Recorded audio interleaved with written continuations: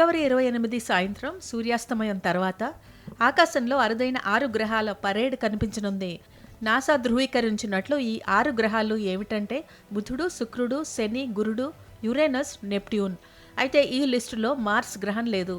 ఇది మనకు ఆశ్చర్యకరం, ఎందుకంటే భూమికి దగ్గరలో ఉన్న గ్రహం మార్స్ కాబట్టి. 6 గ్రహాల వరుస లిస్టులో ఇది కూడా ఉంటుందని చాలామంది భావించారు.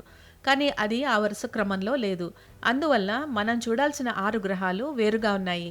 సూర్యాస్తమయం తర్వాత 30 నుంచి 60 నిమిషాల వ్యవధిలో, అంటే సాయంత్రం 6 గంటల 20 నిమిషాల నుంచి 7 గంటల 40 నిమిషాల మధ్య వీటిని చూడొచ్చు. ముఖ్యంగా బుధుడు, శుక్రుడు, శని త్వరగా కనిపిస్తాయి. ఇందుకు స్పష్టమైన ఆకాశం ఉండాలి. పశ్చిమ హొరైజన్ అంటే తక్కువ భూమి ఉన్న చోట చూడండి. వాయు కాలుష్యం తక్కువగా ఉండే గ్రామ ప్రాంతాలు లేదా రూఫ్ టాప్లు బెస్ట్. ఇండియా అంతటా ఈ 6 గ్రహాలు కనిపిస్తాయి. 4 గ్రహాలు మామూలు కళ్లకు కనిపిస్తాయి. మంచి పరిస్థితుల్లో శుక్రుడు, గురుడు సులభంగా కనిపిస్తాయి. శని, బుధుడు కనిపెట్టడం కష్టం. వీటికి క్లియర్ హొరైజన్ కావాలి.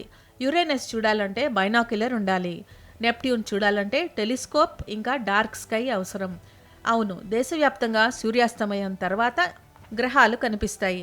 వాతావరణం అనుకూలంగా ఉంటే గ్రేట్. మన లక్ కొద్దీ ఇవాళ ఏపీ, తెలంగాణలో వాతావరణం బాగుంది.